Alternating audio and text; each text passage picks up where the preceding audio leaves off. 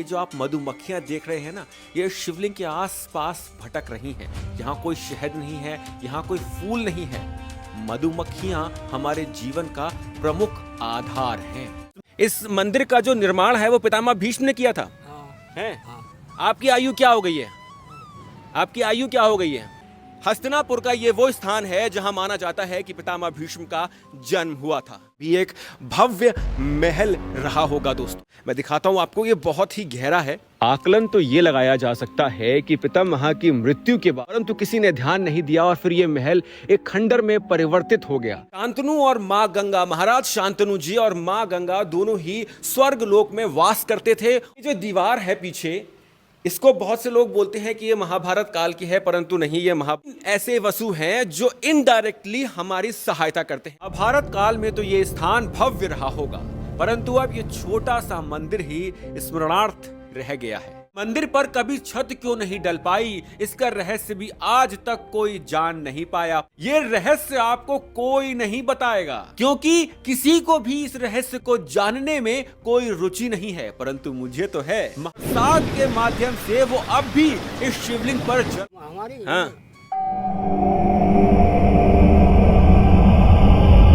हस्तिनापुर कुछ ऐसा था। 5000 वर्ष पुराना हस्तिनापुर। यहां था कौरवों का महल। महाभारत के युद्ध से पहले यहां कौरव रहा करते थे। यह स्थान मैं आपको हस्तिनापुर वाले व्लॉग में पहले ही दिखा चुका हूं। और यहां से 5-6 किलोमीटर दूर यहां था गंगा पुत्र भीष्म का महल और कौरवों का शस्त्रागार, अर्थात वो स्थान जहां पर कौरव अपने शस्त्र रखा करते थे। और यहां से 190 किलोमीटर दूर कुरुक्षेत्र में हुआ था महाभारत का भयंकर युद्ध। परंतु आज मैं आपको दर्शन कराऊंगा पितामह भीष्म के महल के। अब कैसा है पितामह भीष्म का महल, तो वीडियो को अंत तक अवश्य देखिएगा।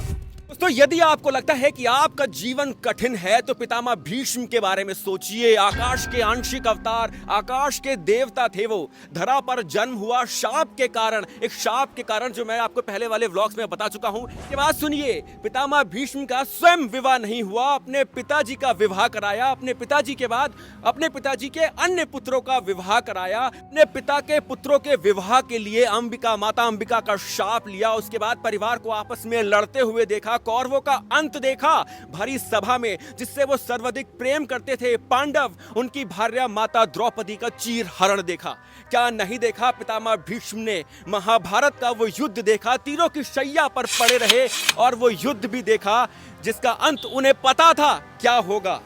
वो लड़े उस तरफ से जिस तरफ हस्तिनापुर खड़ा था, क्योंकि उन्होंने हस्तिनापुर की रक्षा करने का प्रण लिया था, प्रतिज्ञा ली थी। ये वो स्थान है जो अब तो इस स्थान की दशा देखकर आपको एहसास नहीं होगा कि ये कितना महत्वपूर्ण स्थान है। हस्तिनापुर का ये वो स्थान है जहां माना जाता है कि पितामह भीष्म का जन्म हुआ था। गंगापुत्र पितामह भीष्म की प्राचीन नगरी कस्बा भैंसुमा में आपका हार्दिक स्वागत है। हस्तिनापुर का ये दूसरा व्लॉग है, पूरा अवश्य देखिएगा। आइए दोस्तों, दिखाता हूं आपको महाभारत काल से जुड़ा एक और स्थान। अब इस स्थान पे गंगा पुत्र का जन्म हुआ होगा, ये तो संशय का विषय है, इस पे मैं कुछ नहीं बोल सकता। परंतु हाँ, संभावना है कि यहाँ गंगा पुत्र का महल अवश्य रहा होगा। ये हनुमान मंदिर है सामने, देख रहे हैं आप। अब इस स्थान की देख रेख तो अधिक होती नहीं है, यहाँ पंडित जी भी नहीं है। मुझे ऐसा आभास हो रहा है कि यहाँ फिलहाल कोई नहीं है। ये एक छोटा सा समाधि स्थल बना हुआ है। ये है भोलेनाथ का मंदिर यहाँ पर, और ये मंदिर है माता रानी का। ये माता रानी का मंदिर है, आप देख सकते हैं। और ये वो पूरा स्थान है जिसे माना जा सकता है कि यहाँ कभी एक भव्य महल रहा होगा दोस्तों।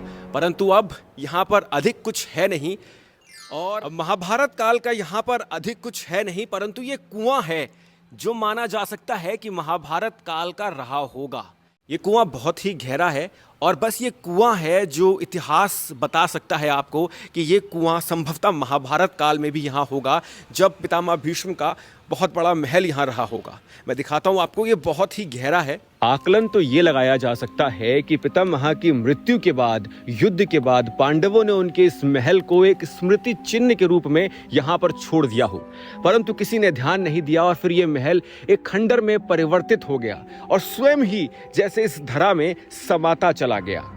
उसके बाद 18वीं शताब्दी तक इस तरफ किसी का भी ध्यान नहीं गया। पितामह भीष्म अष्ट वसुओं में से एक थे और मां गंगा और शांतनु जी के वो पुत्र थे।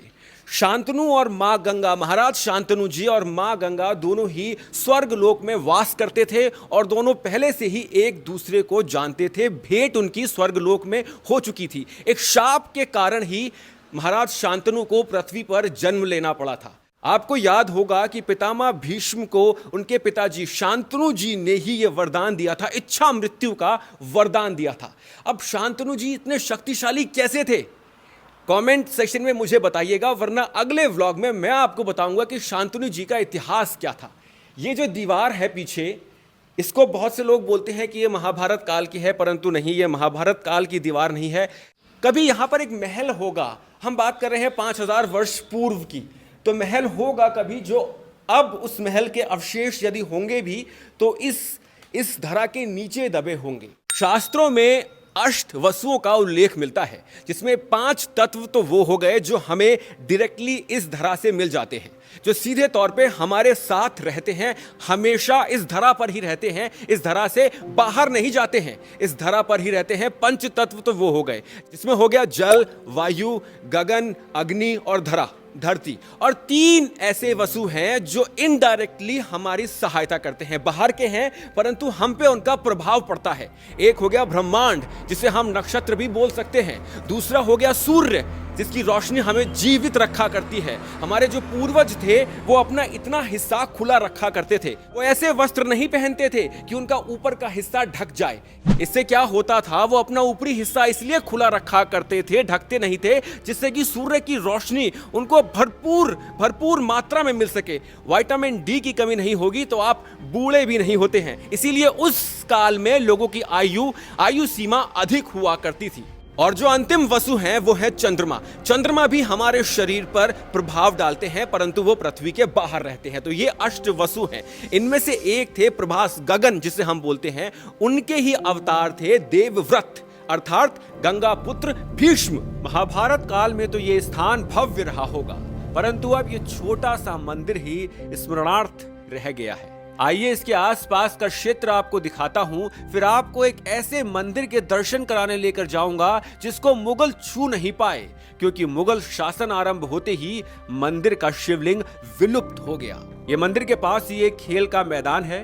कल्पना की जा सकती है कि इसी स्थान के आसपास कौरवों का शास्त्रागार रहा होगा। मंदिर के पास ही एक स्थान है दीवाने खास, जिसका निर्माण राजा नैन सिंह ने कराया था। दोस्तों, भैसूमा को फिर से बसाने का श्रेय जाता है राजा नैन सिंह को, जिन्होंने 18वीं शताब्दी में इस स्थान को फिर से भारत के मानचित्र पर ऊंचाइयां अर्जित कराईं। अब तो दोस्तों पूरे गांव में बसावट हो चुकी है और महाभारत काल के किसी भी साक्ष्य को प्रमाणित करना संभव नहीं है, परंतु इतिहास का प्रतिबिंब तो आज भी यहां पर जीवित है। भैसूमा से कुछ किलोमीटर आगे मुख्य मेरठ बिजनौर मार्ग पर स्थित है महादेव का एक चमत्कारिक रहस्यमयी मंदिर, जिसका इतिहास आपको आश्चर्यचकित कर देगा। माना जाता है कि इस मंदिर में शिवलिंग की स्थापना सर्वप्रथम आदिकाल में महर्षि दुर्वासा ने की थी। उसके बाद गंगा पुत्र देवव्रत यहां निरंतर जल अभिषेक करने आते थे। इस मंदिर में माता कुंती और माता गांधारी ने भी युद्ध में अपने अपने पुत्रों की विजय श्री के लिए प्रार्थना की थी।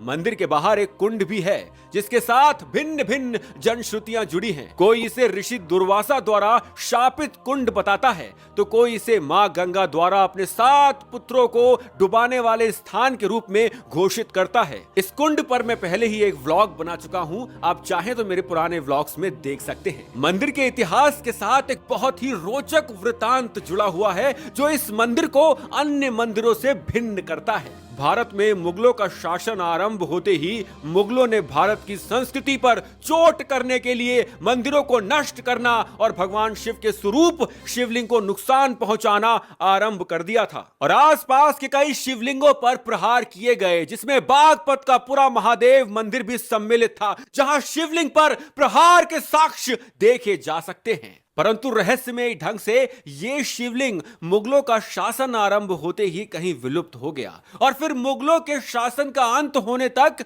किसी को नहीं मिला। माना जाता है ऐसा इसलिए हुआ ताकि कोई भी गैर सनातनी इस शिवलिंग को छू ना सके।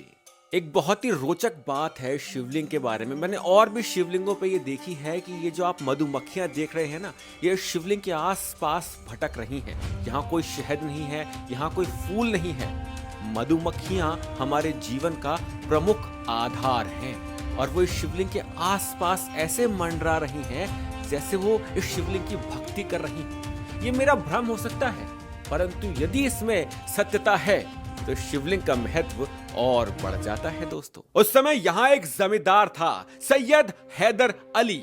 उसने शिवलिंग को खोजने के लिए कई बड़े बड़े प्रयास करे, परंतु उसे भी यह शिवलिंग नहीं मिला। और जनश्रुतियां ये बताती हैं कि जमींदारी प्रथा समाप्त होने के बाद सैयद हैदर अली की मृत्यु को भी इस शिवलिंग के प्रकोप के रूप में दर्शाया जाता है, जिसके बाद इस शिवलिंग के समीप कोई मुगल शासक आया ही नहीं। अब सत्य कुछ भी हो, परंतु ये शिवलिंग है बहुत प्राचीन और रहस्यमयी, और शिवलिंग का पत्थर भी ऐसा लगता है किसी धातु से बना हुआ है। इस शिवलिंग का आकार भी किसी अन्य शिवलिंग की तुलना में अधिक प्राचीन प्रतीत होता है। इस मंदिर पर कभी छत क्यों नहीं डल पाई, इसका रहस्य भी आज तक कोई जान नहीं पाया, परंतु अब मैं आया हूं तो कुछ तो जानने का प्रयास अवश्य करूंगा। एक किंवदंती जो मुझे उचित लगी वो मैं आपके साथ यहां पर साझा कर रहा हूं, और इस मंदिर पर छत ना डलने का मुख्य कारण वो हो सकती है। ये रहस्य आपको कोई नहीं बताएगा, क्योंकि किसी को भी इस रहस्य को जानने में कोई रुचि नहीं है, परंतु मुझे तो है। महाभारत काल में गंगा पुत्र भीष्म यहाँ शिवलिंग पर जल अभिषेक करने आते थे, और वो किसके अंश थे? आकाश के। और अब वो फिर से एक वसु के रूप में आकाश में ही वास करते हैं, और प्रसाद के माध्यम से वो अब भी इस शिवलिंग पर जल अभिषेक करते होंगे। और यदि शिवलिंग के ऊपर छत डल जाएगी तो गंगा पुत्र के लिए जल अभिषेक करने में वो बाधा बन जाएगी। तो भले ही कुछ लोग इस तर्क को ना माने, परंतु मुझे तो ये सबसे उचित लगा। दोस्तों, पितामह भीष्म का जो महल है उसके पास ही यहाँ पर एक भव्य मंदिर हुआ करता था महाभारत काल में। इस मंदिर में जो शिवलिंग है वो एक भिन्न धातु का है, आप उस धातु को पहचान नहीं पाएंगे। इस मंदिर का जो निर्माण है वो पितामह भीष्म ने किया था। हैं?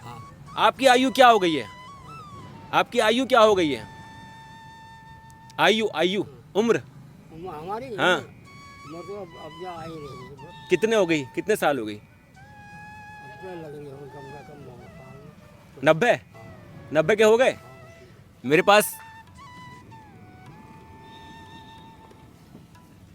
पास ये बाबूजी बैठे हैं जिनकी आयु 90 वर्ष है। महाभारत के बारे में क्या जानते हो आप? शिवलिंग के ऊपर जिसने भी छत बनाने का प्रयास किया है उसके साथ कोई ना कोई दुर्घटना घट गई है।